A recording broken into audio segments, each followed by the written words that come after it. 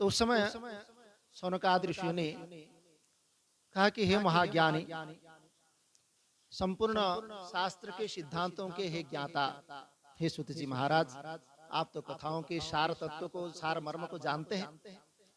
इसलिए हमारे लिए जो सदाचार पूर्वक पालन करने योग्य है, भगवत भक्ति में हमारा मन लग जाए, इस प्रकार भाव हमारे मन में उत्पन्न हो, विवेक बुद्धि जागृत हो जाए, और जो सज्जन साधु पुरुष अपने मन को शांत करने के लिए काम क्रोध आदि विकारों को किस प्रकार शांत कर सकते हैं, ऐसे विकारों को निवारण करने का जो उपाय है, उसके विषय में हम सुनना चाहते हैं। और मनुष्य तो इसी घोर कली काल में अपने आसुरिक प्रभाव के कारण जीवन के ध्येय को ही भूल जाता है। जैसे जैसे हमारे आसुर प्रभाव, ये अहम, दंभ और अनेक प्रकार के गुण और दुर्गुण हमारे अंदर आकर के जैसे निवास करते हैं, वैसे ही हम धीरे धीरे धीरे धीरे अपने स्वरूप से दूर चले जाते हैं। तो ये जो शिव शाश्वत स्वरूप है, उसके साथ हमारा जीवन संबंध नहीं रहता है। तो हमने जैसे ही शिव से अलग हुए, वैसे ही हमारा ये जीवत्व जो प्राप्ति हुई, ये शरीर को लेकर के समस्त दुखों का कारण हम खुद ही बने। भले हम दूसरे को मानते हैं कि उसके बजाय से मैं दुखी हूं, कि उसके बजाय से मैं सुखी हूं, परंतु सुख का भी हम ही कारण है और दुख का भी हम ही कारण है। इसलिए ये कलियुग में हमारा मन इतना व्यथित होता है, हम चाहते हुए भी उस और जाना जहां चाहते हैं नहीं जा सकते। इसलिए हमारे संत महात्मा लोग मनुष्य के कल्याण मात्र के लिए किसी ना किसी रूप से वह उस शिव से जुड़ जाए और परमात्मा के ये जो पूर्ण भाव है, उस पूर्ण भाव को प्राप्त हो जाए और उसे सारे दुखों का उसका अंत हो जाए। एक कल्याण स्वरूप को लेकर के ही वो बार बार आपके सामने प्रस्तुत होते हैं। इसलिए उन संत महात्माओं का हमारे ऊपर उनकी अनेक कृपा है, जिस न किसी रूप में हमारे सामने उपस्थित होकर के हम आगे ले जाना चाहते हैं। इसलिए ये कलिकाल में यही एक मात्र हमारे लिए कल्याण का रूप है कि शास्त्र का, पुराण का श्रवण करते करते किसी भी तरह से हमारा मन की वृत्ति बदल जाए। क्योंकि ये वृत्ति जब तक रहेगी, ये संसारिक वृत्ति हमको बार बार व्यथा और दुख की ओर ले जाता है। आज तक हमने यही अनुभव किया है कि संसार में आकर के मैंने यहाँ दुख के अलावा और कुछ भी मुझे नहीं मिला। तो उस अनुभव, जो हमारा कड़वा अनुभव है, उसको दूर करने के लिए ये शास्त्र और हमारे संत महापुरुष आपकी मार्गदर्शन कर रहे हैं और सहायता कर रहे हैं। संसार की इस ज्वाला से निकलने के लिए हम जो ये पुराण के श्रवण कर रहे हैं, तो कहते हैं कि उस जीव समुदाय को, जो जीव समुदाय आसुरिक गुणों से ओतप्रोत है, उनको किसी भी तरह से ये दैवी संपत्ति प्राप्त हो जाए। दैवी संपत्ति का क्या है? दैवी संपत्ति विमोक्षाय निबंधाय श्रीमता, भगवान कहते हैं गीता में। ये दैवी जो संपत्ति है, ये आपका मुक्ति का साधन बनेगा, और जो आसुरी संपत्ति है, ये आपके बंधन का कारण बनेगा। तो इसलिए जब ये धैर्य, अहिंसा, सत्यम, क्रोध, त्याग, शांति, पैशुनम, दया, भूतेषु लोलुप्तम, मार्दवम, ह्रीर चापलम, अभयम, सत्य, संशुद्धिर, ज्ञान, योग, व्यवस्थिति, दानम, दमश्च, यज्ञश्च, स्वाध्याय, तप, आर्जवम, ये सब दैवी संपत्ति है। निर्भय हो जाना, सत्य का उसमें निष्ठ हो जाना, अंतःकरण मतलब हमारी जो मन, ये हृदय है, उसको शुद्ध को प्राप्त हो जाना, और अभयम, सत्य, संशुद्धि, ज्ञान, योग, व्यवस्थिति। ज्ञान योग मतलब विवेक बुद्धि, अभी जैसे कहा, वो विवेक बुद्धि को प्राप्त हो जाना। दानम, दान हम इसलिए आगे बताएंगे, दान की महिमा इसी में ही।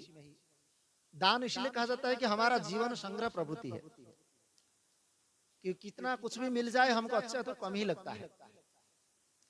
चाहे धन हमको अधिक से अधिक धन मिल जाए, अधिक से अधिक जमीन जायदाद मिल जाए, कुछ भी मिल जाए तो भी हमको कम ही लगता है। और संग्रह करने की ये मनुष्य की प्रवृत्ति है। इसलिए ये दान करने से हमारे जो संग्रह करने की जो परिग्रह आदि जो हमारे बुद्धि है, ये परिग्रह बुद्धि से हम रहित हो जाते हैं। तो हमारे कामनाएं जो बार बार हम कामनाओं को प्राप्त होते हैं, ये कामना क्षीण होते हैं। इसलिए दान करना चाहिए, और उसके कारण हम पुण्य भी अर्जित करते हैं। ऐसा कहते हैं कि दान करने से पुण्य मिलता है। तो पुण्य अर्जित करके करेंगे क्या? ना पुण्य का फल है सुख, तो आपको सुख मिलेगा। तो इसलिए दान भी जो है ये दैवी संपत्ति है। दम, इंद्रिय आदि निग्रह करना, इंद्रियों को अपना रोकना। तो खाने की तो बहुत इच्छा है, लेकिन अगर ज्यादा खा लिया तो पचेगा नहीं, तो अपच हो जाता है। और कम खाया तो भूख ही नहीं मिटे। इसलिए ना ज्यादा खाना है ना कम खाना है, बस जितना हमारा आवश्यक है उतना ही लेना है। तो इससे आपका जो है इंद्रियों की जो आवश्यकता के अनुसार उसका अगर हम ग्रहण करेंगे तो फिर ये इंद्रिय निग्रह हो जाता है। ये दम बोलते हैं इसको। स्वाध्याय जैसे अभी हम श्रवण कर रहे हैं, शास्त्र का श्रवण कर रहे हैं, जैसे अभी पाठ कर रहे थे भगवान के महिमा का, तो ये सब स्वाध्याय है। पाठ करना, श्रवण करना, सुनना, अध्ययन अध्यापन करना इत्यादि सब स्वाध्याय है। इस स्वाध्याय के माध्यम से भी हम अनेक प्रकार के गुण को प्राप्त होते हैं। तप करना, तप मतलब दुखों को सहन करना, दुख सहनम तपः। तो हमेशा कुछ ना कुछ हमारे तो दुख आते ही है। अब हमने अगर धैर्य पूर्वक को सहन कर लिया तो जीवन हमारा बहुत बढ़िया सुंदर हो जाता है। दुख तो भोगना ही है, आप चाहे रो करके भोगो, हंस करके भोगो, कैसे भी भोगो, भोगना तो पड़ेगा। इसको आप टाल नहीं सकते। इसलिए कहते हैं कि जैसा भी हो, बस तुल्य निंदा स्तुति मौनि संतुष्ट ये न केनचित्। चाहे हमारा कोई प्रशंसा करे, कोई निंदा करे, कुछ भी करे, मैं जैसे हूं वैसा ही हूं। उसके लिए तो मैं बदल नहीं सकता, और मेरे लिए मैं खुद ही ठीक हूं, दूसरे के लिए मैं ठीक नहीं हो सकता। अगर कोई ठीक मानता है तो अच्छी बात है, नहीं मानता है तो कोई बात नहीं।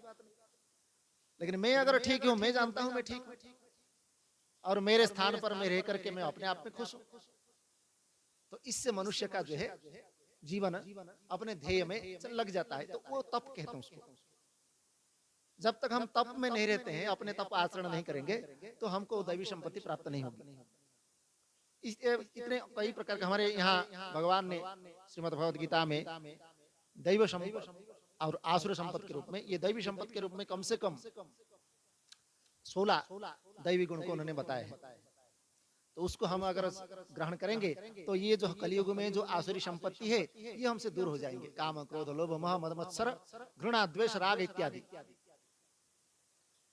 तो ये सब कुछ जीवन के उत्कृष्टता बनाने के लिए कह रहे हैं कि वो सर्वश्रेष्ठ उपाय क्या है, मतलब दैवी गुण को प्राप्त करने के लिए क्या उपाय है। और यदस्ति वस्तु परमं श्रेयसाम श्रेयमुत्तमम्, आप इससे मुझे ऐसा कोई शाश्वत मतलब अच्छे सत्य को जानने के लिए कोई साधन बताइए जो कल्याणकारी वस्तुओं में सबसे उत्कृष्ट महान हो, और पावनम पावनानम मंगलकारी भी हो और पवित्र करने वाला भी हो जीवन में। साधनम तद वधा अधुना, और इसी जीवन में ही जो हम उसको पालन कर सके और हमारे जीवन में उतार सके, ऐसा कोई साधन बताइए। ये न तत्साधनेषु आशु सुदत्यात्म विशेषतः, और वो साधन ऐसा हो जिसके, क्योंकि मेरा तो जीवन बहुत छोटा है, थोड़ी ही जीवन मात्र जीवन यहाँ मैंने जीने हो, ज्यादा देर हम जी नहीं सकते। कब यहाँ से राम नाम सत्य हो जाए कोई पता नहीं।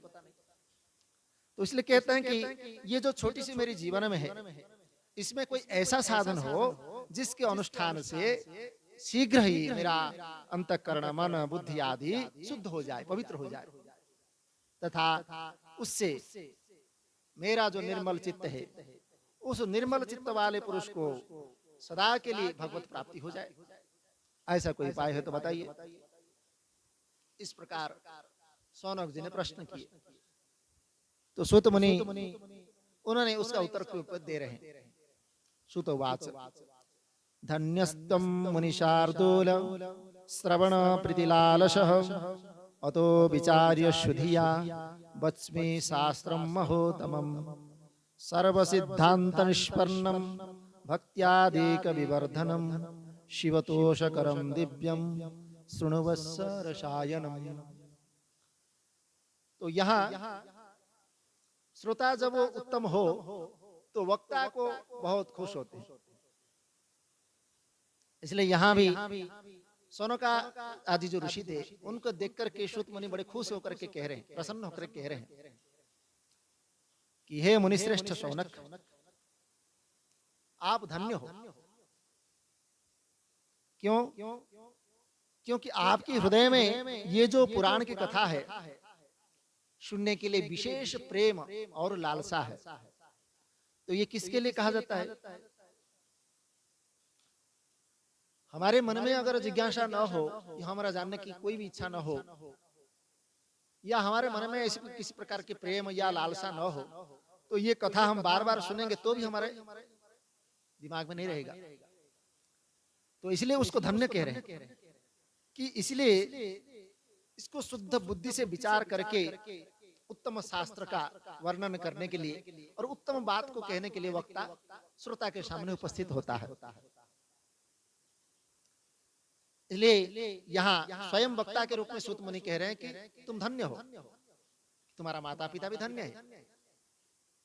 इस प्रकार विचार को जो सुनना और जानना चाहता है उसका जीवन धन्य हो जाता है। इसलिए वहां भी जब अष्टावक्र जी महाराज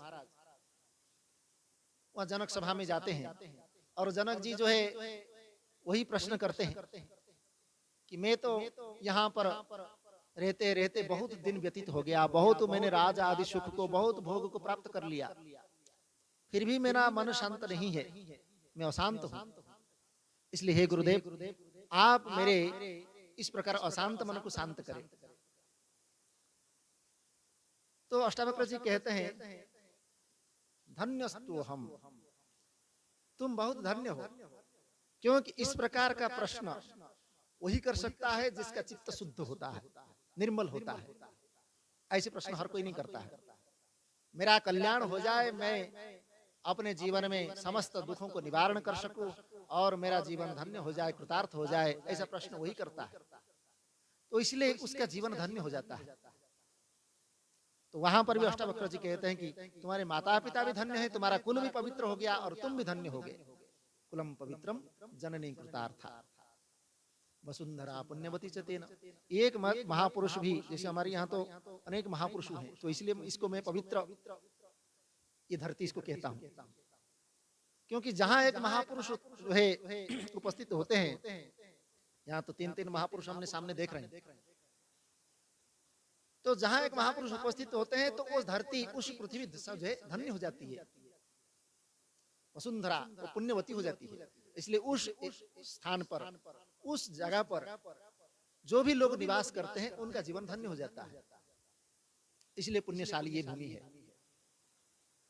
तो ये अष्टावक्र जी बार बार यही कह रहे थे कि जो तुम्हारे जीवन में तुम धन्य हो गए, तुम्हारा ये विदेह जो नगरी है ये धन्य हो गया। तब उन्होंने फिर अपने ही ब्रह्म ज्ञान का उपदेश उनको करते हैं। अष्टावक्र गीता के प्रसिद्ध है। वैसे ही नचिकेता जो हमारे कठोपनिषद में आते हैं, तो नचिकेता भी यमराज के पास जाकर के उनसे ही प्रार्थना करते हैं कि उस अमृत तत्व की प्राप्ति कैसे हो जहां से मृत्यु का भय ही न हो। मतलब यमराज का तो भय हम हर किसी को है, तो कहते हैं आपका भय कभी हो ही ना, ऐसा कोई उपाय बताइए मृत्यु का भय न हो। तो यमराज बार बार मना करते हैं कि तुम इस प्रकार का प्रश्न मत करो, क्योंकि तुम अगर चाहते हो कुछ तो मैं तुमको सब प्रकार के धन संपत्ति जो भी चाहिए वो भी अक्षय संपत्ति, तुम्हारा कभी नष्ट नहीं होगा, ऐसा संपत्ति मैं तुम्हें दे सकता हूँ। और उसको भोगना चाहे तो मैं तुमको 10,000 वर्ष तक आयु भी दे सकता हूँ, लेकिन उसके बारे में जानने की तुम प्रश्न मत करो। तो ये शिष्य की परीक्षा होती है। तो यमराज ने भी उन्होंने परीक्षा लिखी, सच में ये ऐसे ही बोल रहा है क्या, इसके हृदय में कुछ है? तो अगर हमारा कामना वाला चित्त होगा, अगर हमारे भ्रांतियों में भरा चित्त होगा, तो फिर ऐसे प्रश्नों में हम उलझ जाते हैं। तो इसलिए नचिकेता तो सरल हृदय और अपने पवित्र हृदय थे। एक 12 वर्ष के बालक, उसके मन में क्या हो सकता है? अपने पिता के कल्याण के लिए, अपने पिता के उद्धार के लिए उन्होंने अपने आप को मृत्यु को समीप चले गए। ऐसा निर्भय बालक ही हो सकता है। तो इसलिए उन्होंने कहा कि आप जो जो कुछ देना चाहते हैं वो तो ठीक है, लेकिन ये कल तक रहेंगे या नहीं इसका क्या भरोसा? कल कभी आता नहीं, आज कभी जाता नहीं, इसे कहते हैं। तो आज जो वर्तमान है ये फिर भविष्य हो जाएगा, ये कभी हमारे साथ रहेगा ये भी संभव नहीं है। तो इसलिए जब तक है इस संसार में जो भी वस्तु है ये हमारे लिए तभी तक अच्छे लगते हैं जब तक हम उसको अपने पास से देखते हैं। लेकिन इस समय तो ये संसार का नियम है, एक क्षणस्थायी है।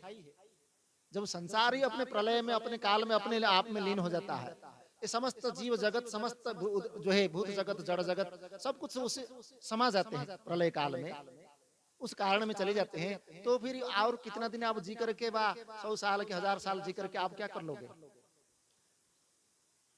इसलिए जीवन का तो वही ही क्षण अच्छा है, वही क्षण उत्तम है जिस क्षण हमने अपने जीवन को इस प्रकार अध्यात्म में स्थित कर लिया। तो इसलिए वहां नचिकेता जब वो सब कुछ मना करके यमराज के बात को मान लेते हैं तो बड़े खुश होते हैं और कहते हैं कि नचिकेता कहते हैं कि आप, मैं जिस प्रश्न का आपके सामने उपस्थित किया उसी का ही मैं उत्तर चाहता हूं। तो वहां भी यमराज उसको कहते हैं धन्योषि, तुम धन्य हो, कृतकृत्योषि यदि यदापि, तुम्हारे माता पिता भी धन्य, वहां भी वही कह रहे हैं। तो यहाँ भी सूत महाराज यही कह रहे हैं कि हे शौनक आदि मुनि श्रेष्ठ, तुम्हारे इस पुण्य कथा सुनने के लिए तुम्हारे मन में जो प्रेम और लालसा इस प्रकार जागृत हुआ, इसलिए तुम धन्य हो। संपूर्ण शास्त्र के सिद्धांत से संपन्न भक्ति आदि को बढ़ाने वाला, भगवान शिव के संतुष्ट करने वाले तथा हमारे ही कर्ण को रसायन रस प्रदान करने वाले दिव्य पुराण को श्रवण करें और काल व्याल महात्रास विध्वंसं करमुत्तमं शैव पुराणं परमं शिवोनुक्त पुराणे। शैव पुराण मतलब शिव पुराण। तो यह उत्तम शिव पुराण, इसका क्या फल है? तो बोलते हैं ये काल रूपी सर्प से, मतलब ये जो सर्प हमारे सामने हमेशा मुंह जो है खोल करके बैठा है, काल कभी हमारे ग्रास कर देगा, पकड़ लेगा, कोई पता नहीं। तो ये काल रूपी सर्प से प्राप्त होने वाले जो महान दुख है, विनाश जो हमारा होने वाला है, इस कथा का श्रवण मात्र से उस काल की भय से आप निवृत्त हो जाएंगे। क्यों? अभी तो बताया था पहले कि शिव तत्व क्या है। तो जो शाश्वत है, जो सत्य है, उसका कभी विनाश नहीं होता है। और जो हम देख रहे हैं ये शरीर आदि को लेकर के जो मृत्यु का भय है, ये कभी होता नहीं है। और जो होता नहीं है उसको हमने सत्य माना, और जो होता है उसको हमने कभी जाना ही नहीं। तो इसीलिए कह रहे हैं जैसे ही इस शिव पुराण की कथा में हम शिव तत्व का श्रवण करेंगे, वैसे ही हमको सत्य का बोध होता जाएगा। तो हम ये असत्य व ये जो मिथ्या बुद्धि है, ये मिथ्या बुद्धि को धीरे धीरे धीरे धीरे हम छोड़ देंगे। तब ये काल की जो मृत्यु का भय है ये हमारे धीरे अंदर नहीं रहेगा, तो इससे आप निवृत्त हो जाएंगे। शैव पुराणम परमम शिवो ने उक्तम, कह रहे हैं कि पूर्व काल में भगवान शिव ने ही इसी पुराण को बताया था। किसको बताया था? पार्वती जी को। और फिर उसके बाद पार्वती जी के उन्होंने नंदी के रूप में सुना। फिर नंदी जो है वहां एक बार सनत कुमार आदि आए थे, सनत कुमार जो इनको सुनाया, सनत कुमार जी ने नारद जी को सुनाया, नारद जी ने श्री वेद व्यास जी को सुनाया। फिर व्यास जी ने इस प्रकार जो उनके 4 शिष्य थे, व्यास शिष्य, वैशंपायन आदि, ये उसमें हमारे रोमहर्षण सूत मुनि आदि भी थे। तो इनको फिर उन्होंने अपने चारों शिष्यों को सुनाया। वहीं से ये पुराणों की कथा प्रारंभ हुई।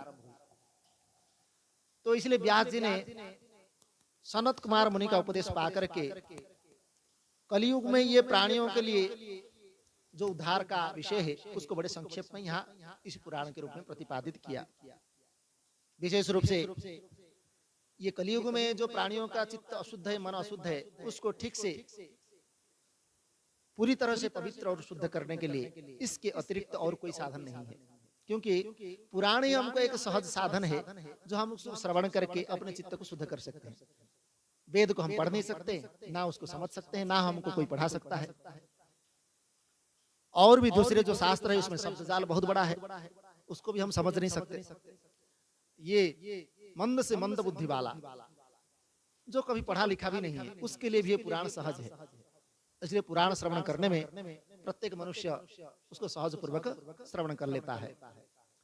और जन्मांतरे भवेत पुण्यम, जिस बुद्धिमान मनुष्य के पूर्व जन्म के कुछ पुण्य होते हैं वही महाभाग्यशाली व्यक्ति को ये पुराणों में प्रीति होती है, मतलब उसको जानने की इच्छा होती है।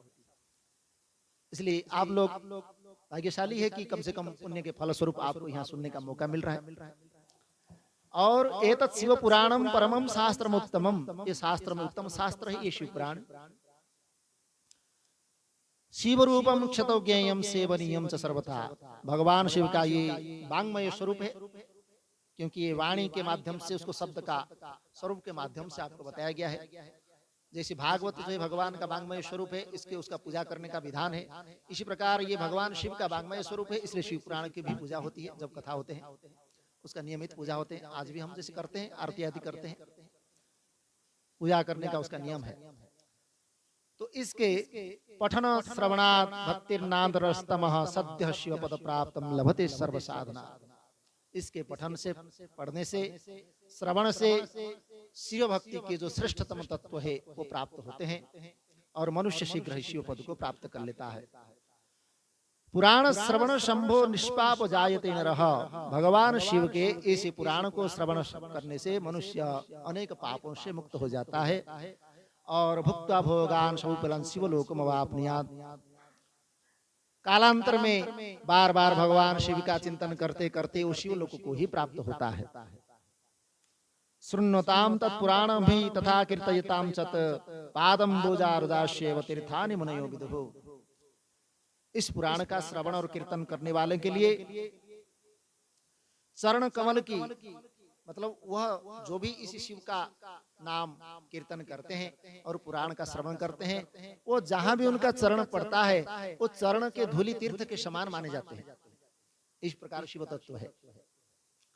इसलिए भक्त जो है भगवान शिव का, जैसे भगवान नारायण के जैसे भक्त है, आगे बताएंगे। भगवान नारायण के जैसे हमेशा गान करने वाले कौन है? श्री नारद महर्षि, देवर्षि नारद। ऐसे भगवान शिव का हमेशा गान करने वाले हैं, मतलब भगवान शिव का उनका ही नाम लेते रहते हैं। और उनका जैसे नारद जी है वही उन्हीं के मित्र है, नारद जी के ही मित्र है।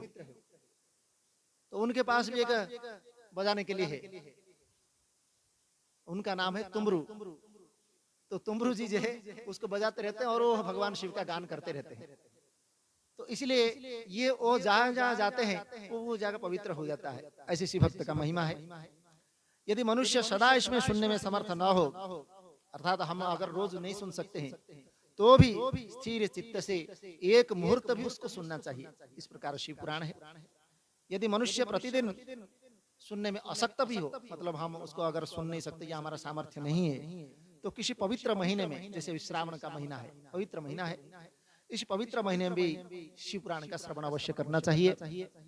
और मुहूर्तम वा तदर्धम वा तदर्धम वा क्षणम च वा ये शृण्वन्ति पुराणम तन्न तेषां दुर्गतिर्भवेत्। एक क्षण, एक मुहूर्त, उससे भी आधा अथवा क्षण मात्र इस पुराण का श्रवण करते हैं तो उसका कभी दुर्गति नहीं होती है। इसलिए आप यहाँ से पक्का कर लो कि आपका सद्गति ही होने वाला है। और तत्पुराणम च शृण्वान पुरुषो यो मुनीश्वरः स निरस्तरति संसारम दग्ध्वा कर्महाटवीम। इस शिव पुराण की कथा को सुनता है और जो सुनाने वाला है अर्थात सुनने वाला और सुनाने वाला, ये दोनों ही इस कर्म रूपी जो बंधन है जो हमको बार बार जला रहा है, ये संसार के सागर में बार बार डुबा रहा है, उसको वो पार करा देता है। इसलिए दोनों यत् पुण्यम सर्वदानेषु सर्वयज्ञेषु च मुनेः शंभो पुराण श्रवणात् फलम निश्चितम भवेत्। कितने भी यज्ञ कर लो, कितने भी दान कर लो, उससे जो पुण्य प्राप्त फल जो प्राप्त होगा, वही फल भगवान शिव के शिव पुराण को सुनने मात्र से निश्चल हो जाएगा। और पुराण श्रवणम शंभोर नाम संकीर्तनम तथा कल्पद्रुम फलम सम्यक मनुष्याणाम न संशय। ये भगवान शिव का पुराण श्रवण और भगवान शंकर के नाम का संकीर्तन, ये दोनों ही कल्प वृक्ष के समान फल देने वाले हैं। तो कल्प वृक्ष में जैसे हम इच्छा करते हैं मुझे ये मिल जाए तो तुरंत मिल जाता है, मुझे धन मिल जाए या सुख मिल जाए, जो भी इच्छा करते हैं तुरंत मिल जाता है। ये कल्प वृक्ष की महिमा है। ऐसे ये शिव पुराण का श्रवण और भगवान का नाम संकीर्तन भी ये कल्प वृक्ष के समान है। जैसे हम चाहते हैं, जिस प्रकार हमारे जीवन में हम उद्धार करना चाहते हैं, वैसे ही प्राप्त हो जाते हैं। इसलिए कलौ दुर्मेधसाम पुंसाम धर्माचारो जितात्मनाम हिताय विदधे शंभो पुराणाक्ष सुधासरम। ये कलयुग में मनुष्य वैसे ही धर्म आचरण से शून्य हो जाता है। हमारे सामने तो धर्म बिल्कुल नील हो जाता है। क्यों? क्योंकि धर्म का आचरण का विषय आते ही हमको कष्ट उठाना पड़ता है।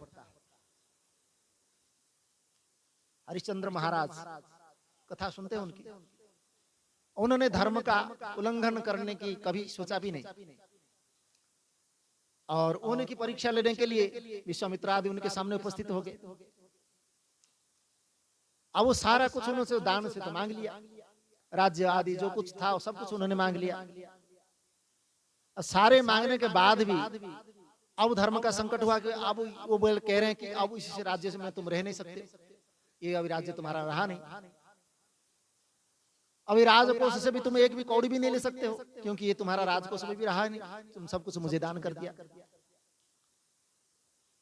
अब दान किया है तो मतलब दान के फलस्वरूप दक्षिणा देना पड़ता है। जैसे हमने अन्न दान किया तो दक्षिणा दे, यहाँ गोदान किया तो दक्षिणा देना पड़ता है, भूमि दान किया तो दक्षिणा देना पड़ता है, क्योंकि बिना दक्षिणा दिए उस दान का महत्व, इसका फल हमको नहीं मिलेगा। इसलिए वहां पर हरिश्चंद्र से कहते हैं कि मेरा दक्षिणा दो, दान तो तुमने कर दिया, मेरा दक्षिणा दे। अब दक्षिणा के रूप में उनके पास कुछ ही नहीं, राजकोष से लेने के लिए जो गए तो मना कर दिया। अब करे क्या?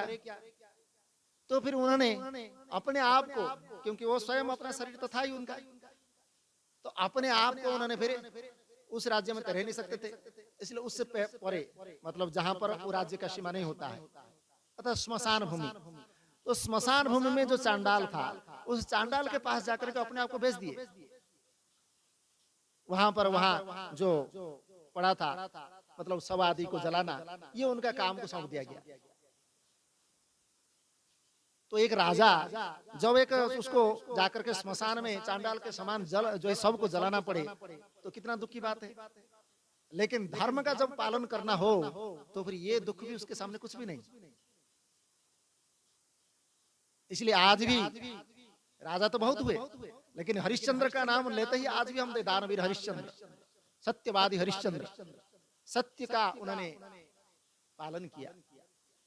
अपने पत्नी का भी उन्होंने विचार नहीं किया, पुत्र का भी विचार नहीं किया। और वो पति और दोनों जब आए, जैसे रोहिताश्व उनके जो पुत्र थे, उनकी जो मृत्यु हो गई, मृत्यु होने के बाद उनके जो रानी थे सभ्या, उन्होंने लेकर के आए, आकर के वहां पर श्मशान में पहुंचते हैं काशी में। श्मशान में पहुंच करके वहां पर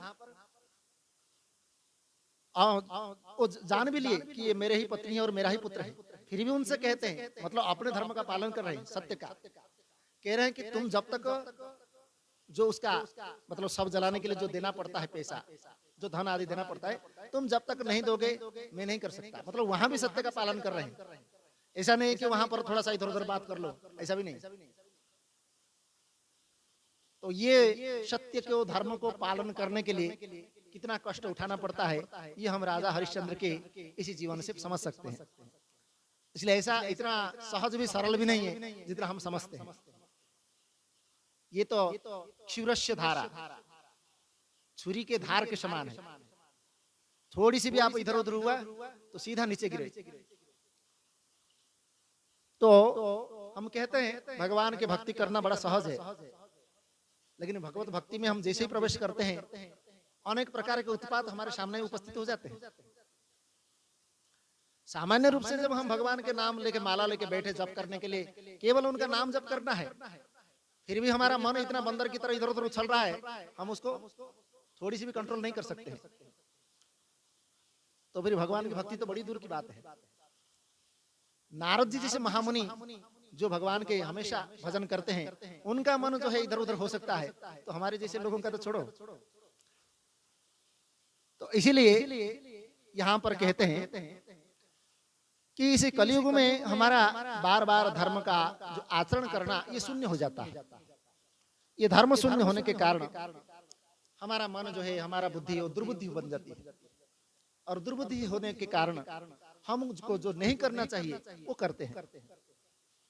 इसलिए कहते हैं ऐसे दुर्बुद्धि वाले मनुष्य के उद्धार के लिए भगवान शिव ने अमृत स्वरूप ऐसे शिव पुराण की जो है उन्होंने उद्भावना की, और इसका अमृत पान करने से तो केवल अमृत पान करने वाला ही मनुष्य अजर अमर होता है, किंतु भगवान शिव का ये कथामृत आपके संपूर्ण कुल को ही अजर अमर कर देता है।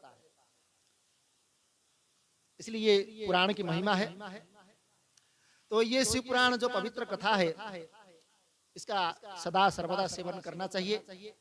और ये शिव पुराण की कथा के श्रवण का जो फल है उसका तो क्या कहना है। इसके श्रवण मात्र से भगवान सदाशिव समस्त प्राणियों के हृदय में अपने आप में विराजमान होते हैं। एक स्वयं भी वो आगे किसी शिव पुराण में पार्वती से कहेंगे कि जो भी मेरा इस पुराण का थोड़ा भी एक श्लोक भी अगर पढ़ता है तो मैं उसके हृदय में अवश्य रहता हूं। तो ये शिव पुराण ग्रंथ जो है इसका परिचय होना चाहिए। ये ग्रंथ जो है 24,000 श्लोक से युक्त है। हमारे 18 पुराण है, 18 पुराण में इसका चौथा नंबर है। पहला है हमारा सबसे बड़ा स्कंद पुराण, 81,000 श्लोक है। उसके बाद पद्म पुराण, उसमें भी कम से कम 55,000 श्लोक है। उसके बाद ब्रह्मवैवर्त पुराण, उसमें भी 36,000 श्लोक है।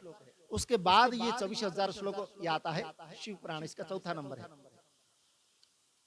और इसमें जो भी मनुष्य कहते हैं कि भक्ति त्रितम संपन्नम शृणुयातम परादरात, मनुष्य को चाहिए कि ये जो भक्ति, ज्ञान और वैराग्य है, ये तीनों ही इसमें उसका समाहित है।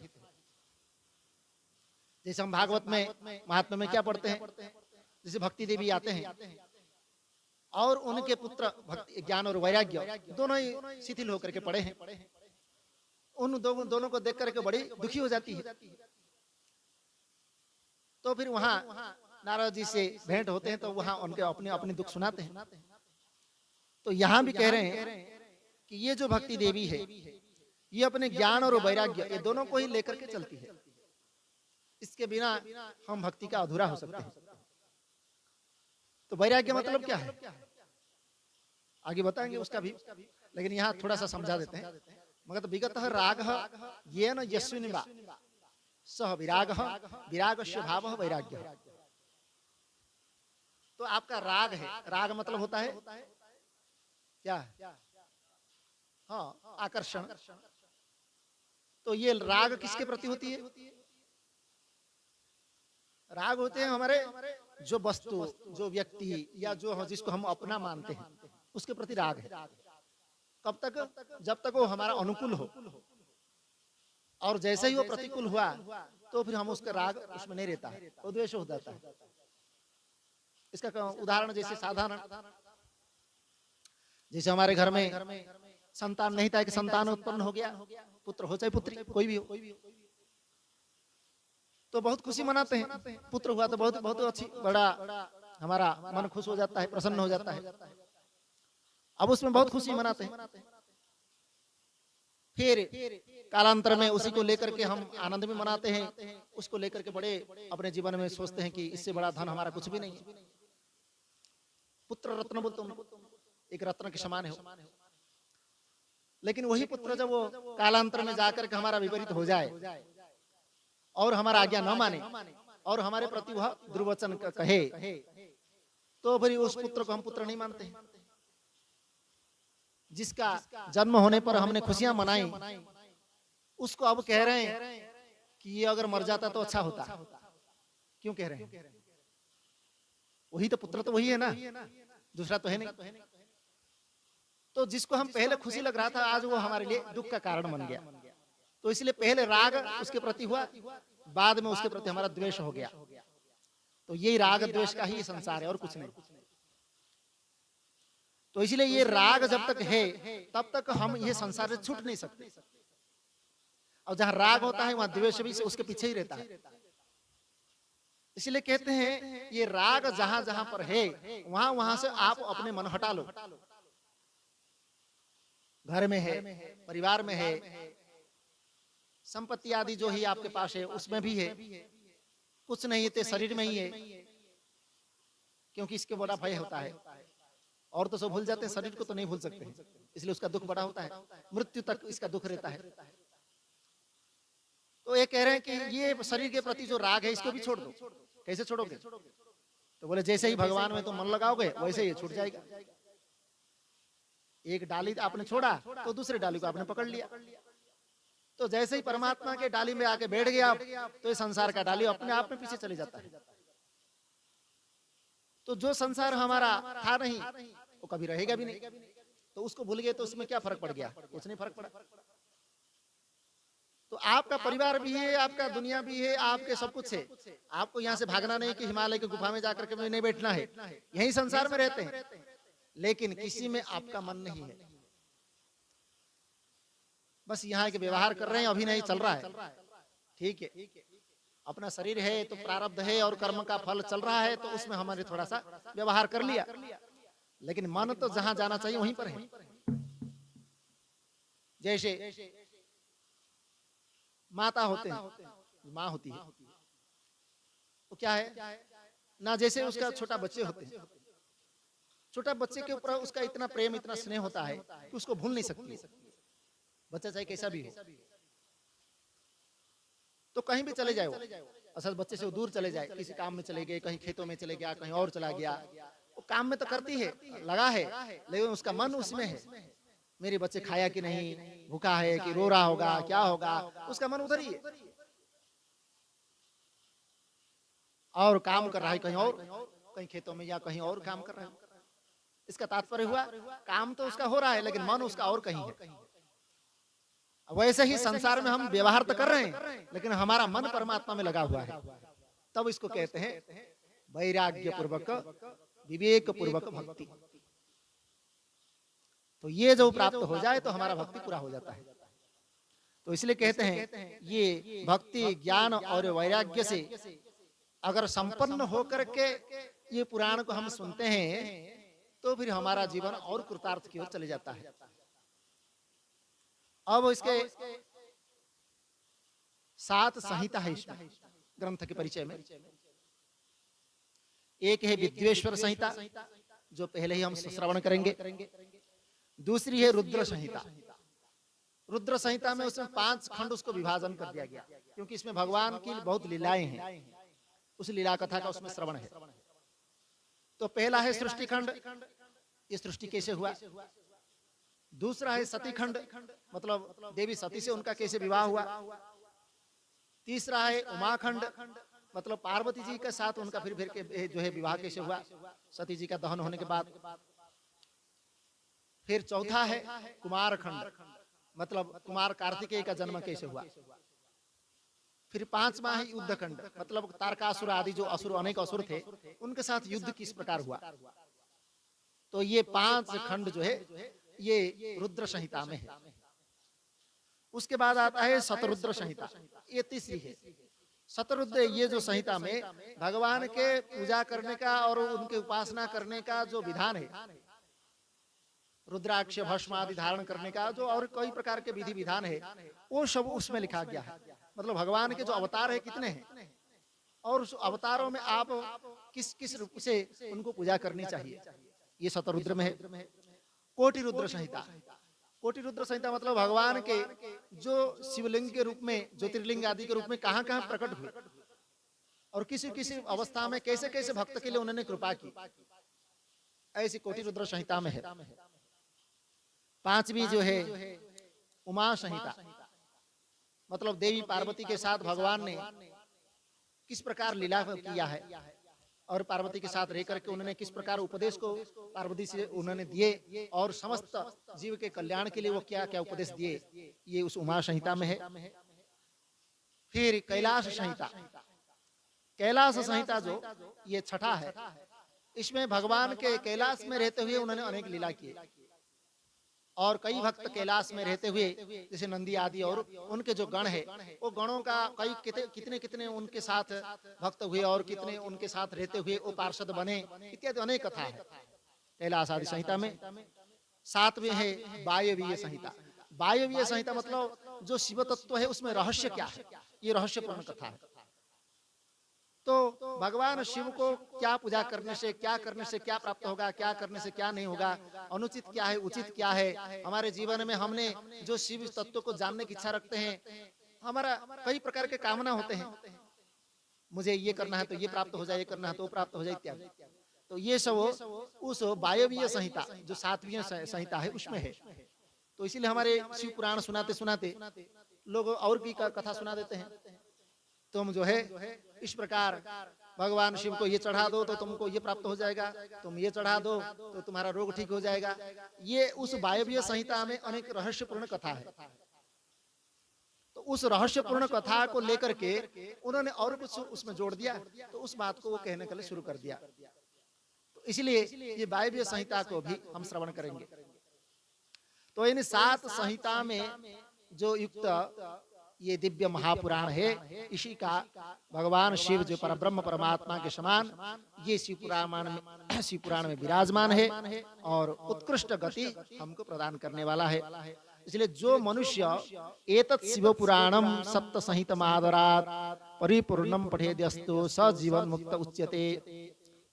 7 संहिताओं के साथ जो भी इस शिव पुराण को आदर पूर्वक पढ़ता है या सुनता है, वह इसी जीवन में ही जीवन मुक्त हो जाता है। इसलिए जब तक इस शिव पुराण को सुनने का सुअवसर प्राप्त नहीं होता है, तब तक अज्ञानवशात प्राप्त इस संसार में हमको भटकना ही पड़ेगा। इसलिए हम इस संसार में भटके न और हमारा जीवन कल्याणमय हो जाए, अच्छा बन जाए, इसके लिए इसका अवश्य श्रवण करने। तो कहते हैं किम श्रुति बहुभी शास्त्रे पुराणेश्य भ्रमावहै शैव पुराणमेकं हे मुक्तिदानेन गर्जति। जितना शास्त्र पढ़ोगे उतना ही मति, कोई भी एक शास्त्र आप ग्रहण करो, कहते हैं भ्रमित कर देने वाले हमारे कहते शब्द जालम महारण्यम चित्त भ्रमण कारणम। जितना जितना पहले ये भी पढ़ लूंगा, ये भी पढ़ लूंगा, ये भी कर लूंगा, ये भी देख लूंगा, ये भी सुन लूंगा, इतना जितना हम करेंगे उतना भ्रमित होते जाएंगे, क्योंकि हमारा ग्रहण करने की शक्ति बहुत सीमित है, हमारा बुद्धि बहुत छोटी है। इसलिए हम उतना ही ग्रहण कर सकते हैं जितना हमारे अंदर शक्ति है। इसलिए कोई भी हमारा पुराण हो जिसको हम अपना इष्ट मानते हैं, उस इष्ट के अनुसार उस पुराण शास्त्र का अवश्य श्रवण कर लेना चाहिए। तो यहाँ हम अगर भगवान शिव को ही अपना इष्ट मानते हैं तो इस शिव पुराण का अवश्य उसको श्रवण करना होता है। जबकि ये शिव पुराण ही मुक्ति प्रदान करने के लिए आपको गर्जना कर रहा है। तो ये दूसरे तो शार्दुल हो गए। शार्दुल मतलब समझ रहे, गीदड़। गीदड़ जो है वो तब तक अपना आवाज करता है जब तक शेर उसके सामने न आया हो, और शेर जैसे एक दहाड़ मारता है तो सारे गिदड़ वहां से भाग जाते हैं। तो ऐसे ही ये जो शिव पुराण है ये एक शेर के मतलब सिंह के समान है। जैसे ही ये अपना गर्जना करना शुरू कर देता है तो ये छोटे मोटे जो शास्त्र है उसके सामने कुछ नहीं, तुच्छ हो जाते हैं। नारायण देव की की जय जय। तो ये जिस घर में या कहीं भी इस शिव पुराण की कथा होती है वह घर ही तीर्थ स्वरूप हो जाता है, और उसमें निवास करने वालों के, जो उस घर में कोई भी निवास करता हो, उसका समस्त पाप नष्ट हो जाता है।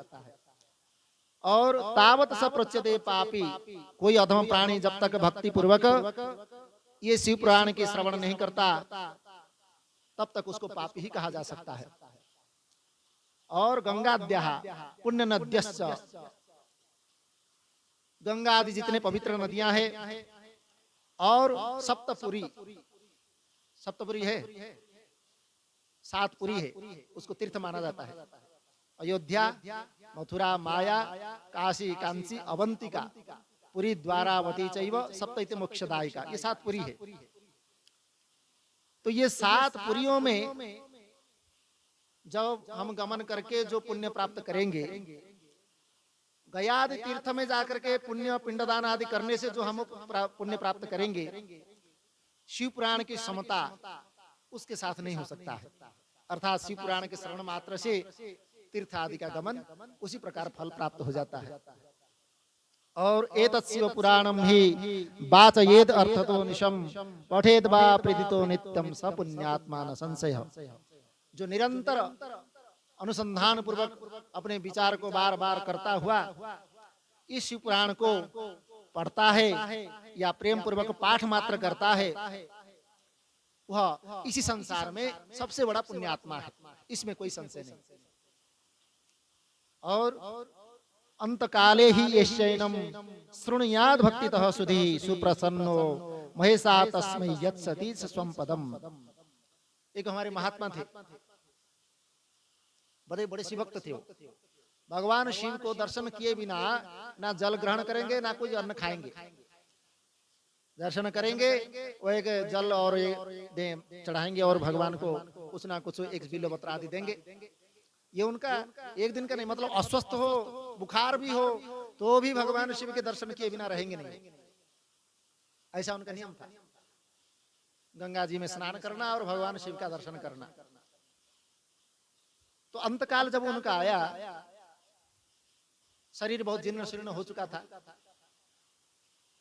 और अंतकाल में उन्होंने बस वही नाम ले रहे थे, शिव शिव शिव शिव शिव शिव, और कोई नाम उनको सुनाई नहीं दे रहा था। कोई क्या बोल रहा है, कोई क्या बोल रहा है, उनको सुनाई भी नहीं दे रहा था।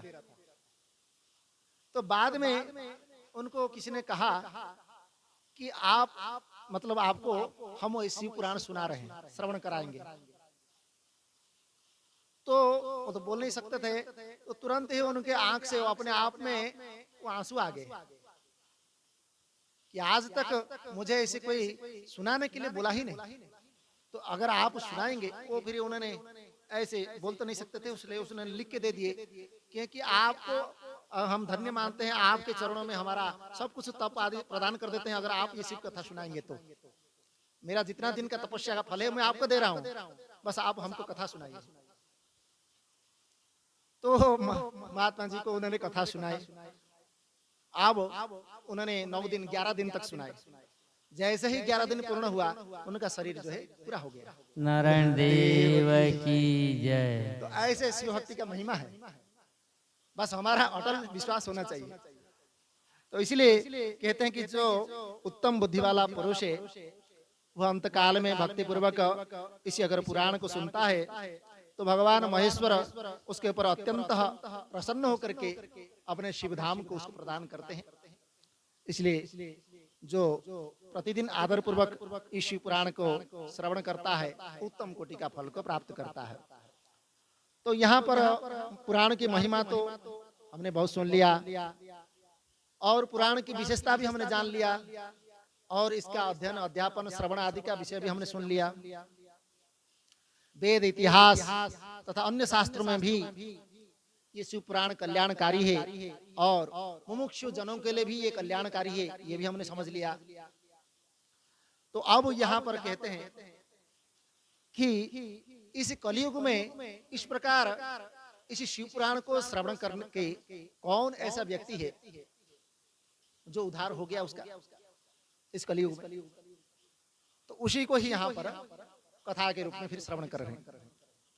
तो पहले शिव पुराण के रूप में इसे सौनक जी पूछ रहे हैं कि हे महाभाग सूत जी, सूत श्रूत महाभाग धन्यस्तम परमार्थविद अद्भुतेयं कथा दिव्या श्राविता कृपया हिनः अघोघ विध्वंसंकारे मनशुद्धे विधायिनी शिव संतोष जननी कथेयं न श्रुताद्भुता ये तत्कथा समानं न भुवि किंचित् परात्परम् निश्चयेन ति विज्ञातम् अस्माभिः कृपया तव।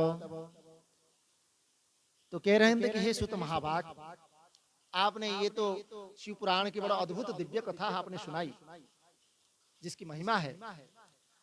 हमने ये पापनाशनी और मन को पवित्र करने वाली, ये भगवान शिव को प्रसन्न करने वाली ये अद्भुत कथा आपसे ही सुनी है। इसलिए ये धरातल पर, ये भूतल, ये कर्मलोक में इस कथा के समान कोई कल्याण करने वाला सर्वश्रेष्ठ तो है नहीं।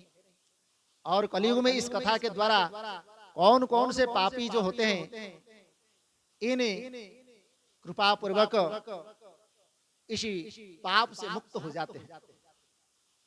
तो सूत जी कहते हैं कि जो मनुष्य पापी से पापी हो, ये मानवाः पापकृत दुराचार रतः खलाः कामादि निरता नित्यं तेपि शुद्ध्यन्ति अनेन वै। पापी से पापी, दुराचारी से दुराचारी, खल से खल, कामी क्रोधी कोई भी हो, कितना भी वह इसी पापों में डूबा हो, वे भी इसी पुराण के श्रवण से शुद्ध हो जाते हैं। तृष्णाकुला सत्यहीनाः, तृष्णाकुला सत्यहीनाः पितृमातृ विदूषकाः दंभिकाः हिंसकाः ये च तेपि शुद्धन्ति न। मतलब जो सभी पापों को नष्ट करने वाला है, भगवान शिव की प्रसन्न करने वाला है, कौन है? बोलते जो अत्यंत लालची भी हो, सत्य भाई मतलब कभी उसने सच बोला ही ना हो, और अपने माता पिता से ही द्वेष करने वाला हो, और पाखंडी हो, और हिंसा करने वाला, हिंसा वृत्ति के हो, और कैसा भी पाप उसने किया हो, इसी ज्ञान यज्ञ से अर्थात इसी पुराण की कथा के श्रवण से वो भी शुद्ध हो जाता है।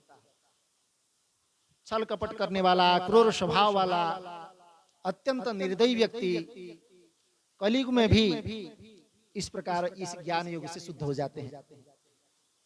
तो इसी पुराण श्रवण का पुण्य बड़े बड़े पापों को भी नष्ट करता है, सांसारिक भोग तथा मोक्ष को प्रदान करता है, और भगवान शंकर को ये प्रसन्न करता है। इसलिए इस संबंध में मुनिगण एक प्राचीन इतिहास का उदाहरण दे रहे हैं, और जिसका श्रवण मात्र से अनेक प्रकार के पूर्णतया पापों को नष्ट कर देता है। तो उसको कहते आसीत किरात नगरे ब्राह्मणो ज्ञान दुर्बलः दरिद्रो रस विक्रेता वेद धर्म परामुखः संध्या स्नान परिभ्रष्टो वश्यवृत्ति परायणः देवराज इति ख्यातो विश्वस्तवन वंशकः। ऐसा एक ब्राह्मण है जो किरात नगर में, गंगा किनारे एक किरात नगर है, वहां एक ब्राह्मण रहता था जो अज्ञानी, दरिद्र, रस बेचने वाला। ब्राह्मण अगर कुछ रस बेचता है तो उसको अच्छा नहीं माना जाता है। रस मतलब कोई भी हो, फल रस हो और कुछ रस हो, या ये शराब आदि हो, कोई भी है, उसको रस बेचने वाले बोलते हैं।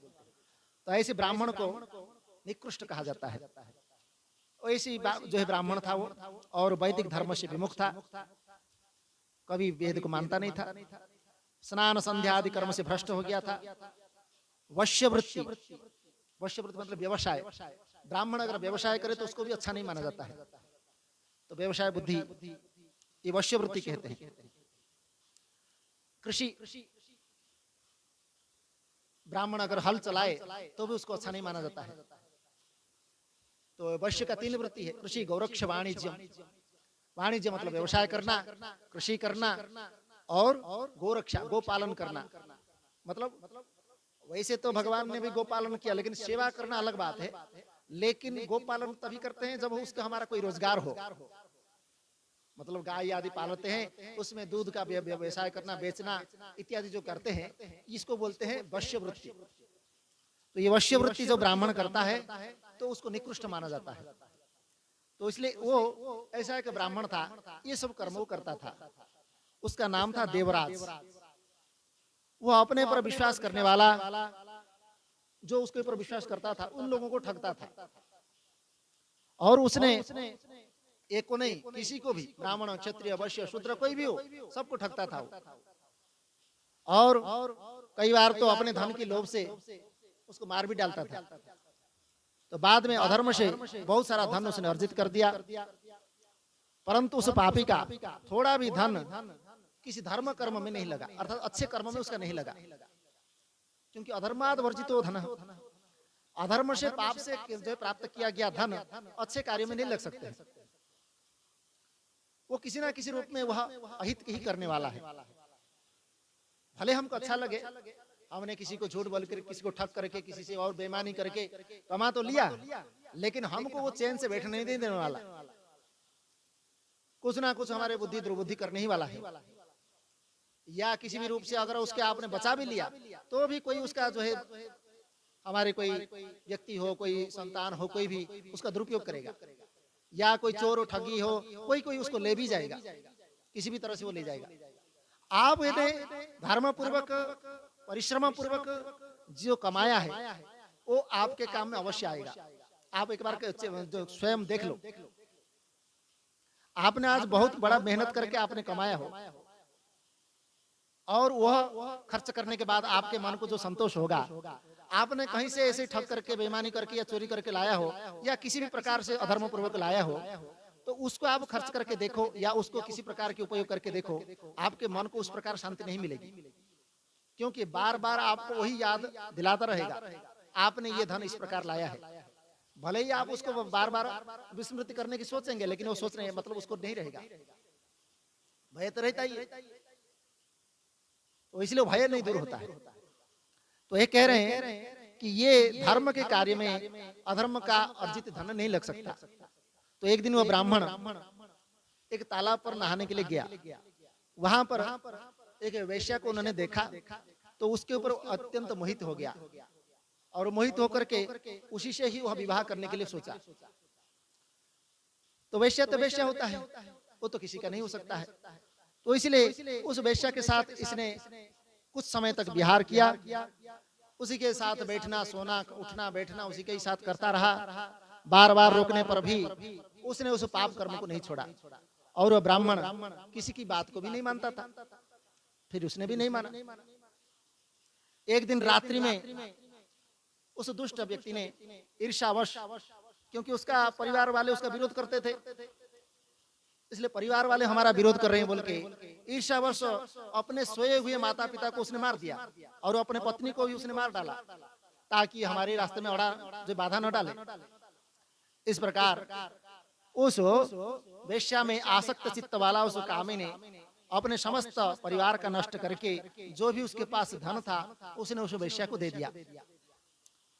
उसके बाद वह नीच ब्राह्मण उस वेश्या के साथ रहते हुए एक ही थाली में उसी के जूठा को खाना और उसी के साथ ही रहना, इस प्रकार उसका जीवन बन गया। एक दिन दैव योग से घूमता घूमता वह कहते हैं कि कहाँ गया, कदाचित दैव योगेन प्रतिष्ठान उपागतः शिवालयम दशरसासो तत्र साधु जनावृतम। घूमते घूमते घूमते प्रतिष्ठानपुर झुंसी, अभी प्रयाग में है, गंगा किनारे ही, वो प्रतिष्ठानपुर वहां पर पहुंच गया। वहां उसने एक शिवालय देखा, अभी भी वो शिवालय है, प्राचीन शिवालय है। वो शिवालय देखा तो वहां पर बहुत से साधु महात्मा उस एकत्र हुए थे, क्योंकि गंगा किनारे और प्रयाग में तीर्थ है, तो साधु संत महात्मा वहां एकत्र हुए थे। तो दैववशात देवालय में भी ये देवराज उस शिवालय में ठहर गया, और वहां ब्राह्मण का बुखार मतलब ज्वर आ गया। बुखार आ गया तो ज्वर से वो बहुत पीड़ा होने लगी उसको। अब वह ब्राह्मण देवता जो वहां पर थे वो कथा सुना रहे थे शिव पुराण की। तो शिव पुराण की कथा सुनते सुनते मतलब वह शिवालय में तो पहुंच गया। अब हम यहाँ कैसे भी हो आ तो गए, अब सुनना तो पड़ेगा ही, हमारा इच्छा हो या न हो। ऐसे ही होता है। तो इसलिए यहाँ पर वो ब्राह्मण देवता जो है कथा सुना रहे थे, तो ये देवराज जो है जो था ब्राह्मण, ये भी ज्वर में पड़ा हुआ वहां पर वो ब्राह्मण के मुखारबिंद से जो निकल रहे थे, उसको ये शिव कथा को निरंतर सुनता रहा। हम यहाँ बैठे हैं तो कान में तो जाएगा ही, तो वो सुनता रहा। सुन सुन करके कहते हैं देवराजश्च मा शांति ज्वरेण पीड़ितो मृतः बद्धो यम भटै पाशत नितम यम पुराबलात्। ऐसे ज्वर में पड़े पड़े वहां 1 महीना बीत गया और शिव पुराण सुन सुन करके अत्यंत पीड़ित होकर गया और शरीर उसका अभी कोई काम की नहीं रहा और यहाँ से वह चल बसा। अब इतने बड़े पाप किया है तो यमराज के लोक में तो जाना ही पड़ेगा। तो यमराज के दूत आए और उसको पास में बांध करके यमपुर में ले गए। अब इतने में ही शिवलोक से भगवान शिव के जो पार्षद थे, वो पार्षद जो है आगे, और उनके अंग कर्पूर गौर के समान है। भगवान शिव के ही पार्षद उनके होते हैं, कर्पूर गौर स्वरूप, और रुद्राक्ष धारण किए, त्रिशूल सुशोभित, त्रिशूल भी हाथ में होते हैं। तो ऐसे ही उनकी शरीर की शोभा बढ़ा रही थी। वो यमराज के दूतों को उनके सामने उपस्थित होकर के उनको मार भगाया यमदूतों को, और वो देवराज के जो है आत्मा को उन्होंने ले गए। तो वहां पर यमदूत जो है शिव पार्षदों से झगड़ा करने लगे, कोलाहल होने लगा यमपुर में। तो वहां पर उस कोलाहल को सुन करके स्वयं यमराज आए और उन्होंने शिव पार्षद को देख करके, उनके शिव स्वरूप को देख करके उन्होंने उनकी अभ्यर्थना की, पूजा की। और फिर उन्होंने जब वो पता लगाया कि ये कारण क्या है, अपने ज्ञान दृष्टि से उन्होंने देख लिया यमराज जी ने कि झगड़े का कारण क्या है। तो अब जब समझ लिए तो भगवान शिव के जो महाकाल है, कालों का काल, तो भगवान शिव के भय के कारण वह मतलब दूतों से कोई बात भी नहीं पूछे, उनसे कोई पता ये भी नहीं कहे। तो यमराज से पूजित होकर के, प्रार्थित होकर के वह शिवदूत जो है कैलाश में चले गए और उस ब्राह्मण के जो शरीर मतलब जो आत्मा को लेकर के दया सागर भगवान सांब सदाशिव को उन्होंने दे दिया। तो यहाँ कहने का तात्पर्य क्या हुआ कि शिव पुराण की ये परम पवित्र कथा, इतना महिमा है इसकी, इतना धन्यता है कि जिसके सुनने मात्र से इतने बड़े से बड़ा पापी भी उसका उद्धार हो गया, जिसका कभी उद्धार होना ही नहीं था। भले हम कैसे भी सुने, लेकिन सुना जरूर है। तो ये भी उसका कोई पूर्व कर्म व पुण्य कर्म का उदय हुआ होगा। भले ही उसने इसी जन्म में बहुत पाप किया, लेकिन पूर्व जन्म का ऐसा कोई हमारा पुण्य कर्म होगा जिसके फलस्वरूप उसका ऐसा संयोग बन गया। ऐसा हो भी जाता है। हमने कभी जीवन में सोचा भी नहीं होगा कि हमारा जीवन ऐसा परिवर्तन भी हो सकता है, लेकिन ऐसा हो जाता है, ऐसा कुछ संयोग बन जाता है। तो इसलिए उसका भी ऐसा कुछ संयोग हो गया। भले ही हम इसी जीवन में अनेक पाप किया हो, लेकिन हमारा पूर्वजन्म को, जैसे अभी इस समय हम कुछ अनेक पुण्य कर्म आचरण कर रहे हैं, तो ये कालांतर में ये पुण्य कर्म हमको आगे जाकर के प्राप्त होगा। ऐसा नहीं किसके नष्ट हो सकता है। तो हमारा जीवन आगे कुछ ना कुछ कृतार्थ और कल्याण में हो जाएगा, भले ही हमारे इसी जीवन में हमको दिखाई न दे। तो इसलिए यहाँ जो ये पुण्य कथा, पवित्र कथा है, इसको सुनने मात्र से ही भगवान सदाशिव प्रसन्न होते हैं और प्रसन्न होकर के हमारे मुक्ति के रास्ता को वह तुरंत ही निर्बाध रूप में और आगे प्रशस्त कर देते हैं। इसलिए कोई भी हो, ब्राह्मण हो, क्षत्रिय हो, वैश्य हो, शूद्र हो व अन्य प्राणी, यहाँ तक भी जिस पापी ने धन के लोभ से अनेक लोगों को हत्या अथा अपने माता पिता पत्नी को भी मार डाला, वह वेश्यागामी शराबी ब्राह्मण देवराज भी इस प्रकार कथा के प्रभाव से भगवान शिव को परम धाम को प्राप्त होकर के तत्क्षण ही मुक्त हो गया। नारायण देव की जय। सद्गुरुदेव भगवान की जय। सर्वे भवन्तु सुखिनः, सर्वे सन्तु निरामया, सर्वे भद्राणि पश्यन्तु मा कश्चित् दुःखभाग् भवेत्। असतो मा सद्गमय तमसो मा ज्योतिर्गमय मृत्योर्मा अमृतं गमय। ॐ पूर्णमदः पूर्णमिदं पूर्णात् पूर्णमुदच्यते पूर्णस्य पूर्णमादाय पूर्णमेवावशिष्यते। ओम शांति शांति शांति।